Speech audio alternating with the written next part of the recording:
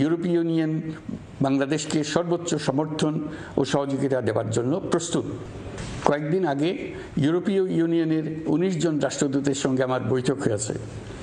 এই প্রথমবারের মতো ইউরোপিয়ান ইউনিয়নের প্রায় সকল দেশের রাষ্ট্রদূতগণ একসঙ্গে ঢাকায় এসে সরকারের সঙ্গে বৈঠক করলেন। এই দেশগুলোর বেশিরভাগ দূতাবাস দিল্লিতে। তারা অনেকেই আগে কোনোদিন ঢাকায় আসেননি। এটি একটি ঐতিহাসিক ঘটনা।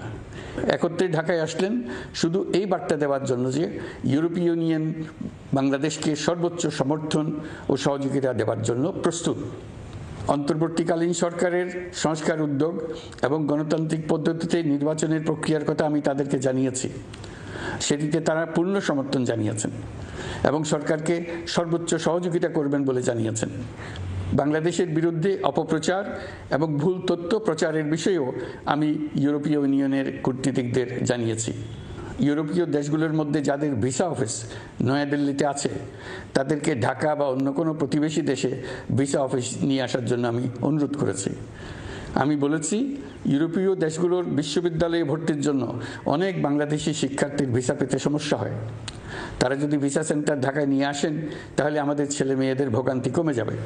এছাড়া অর্থনৈতিক ও সামাজিক ক্ষেত্রে তাদের সহযোগিতার মাত্রা বাড়ানোর বিষয়ে আমি আলাপ করেছি।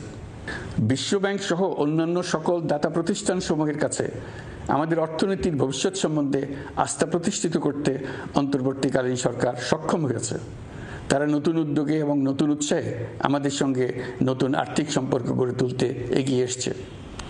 অর্থনীতির সাফল্যের ব্যাপারে দেশে এবং বিদেশে আস্থার সৃষ্টি হয়েছে।